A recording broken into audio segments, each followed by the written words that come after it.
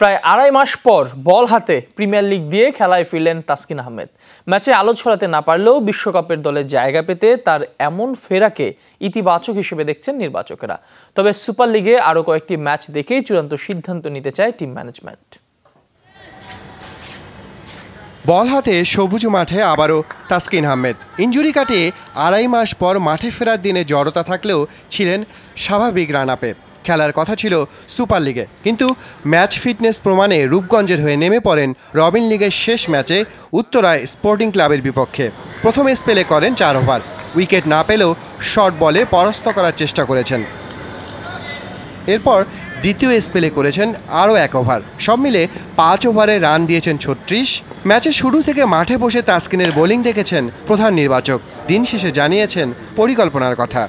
অনেকদিন পরেও মাঠে নেমেছে এবং একটা রিদম পাওয়াটা কিন্তু একটা সময় ব্যাপার। যেহেতু ওর ট্যালেন্ট নিয়ে তো কোনো চিন্তা নেই আমাদের, তো দেখা যাক সামনে সুপার লিগে কেমন করে।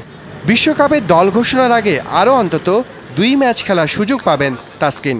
এজন্য অবশ্য চ্যাম্পিয়ন দৌড়ে থাকা রূপগঞ্জকে জায়গা করে দিতে হবে একাদশে। তাসকিন কেমন ছিল মোটামুটি। তাসকিন মাঠে ফিরেছেন, কিন্তু বিশ্বকাপ দলে ফিরবেন কিনা তা হয়তো জানা যাবে কয়েকদিনের মধ্যে। 2011 বিশ্বকাপে ইনজুরিতে পড়ে মাশরাফি এভাবেই প্রিমিয়ার লিগ দিয়ে ফিটনেস টেস্ট উতরাতে চেয়েছিলেন। একই কাজ করেছেন তাসকিন, কিন্তু তিনি কি পারবেন ইতিহাসের পুনরাবৃত্তি ঠেকাতে, বিশ্বকাপ দলে থাকতে? তাহিদ আহমেদ, যমুনা স্পোর্টস, মিরপুর শেরেবাংলা স্টেডিয়াম, ঢাকা।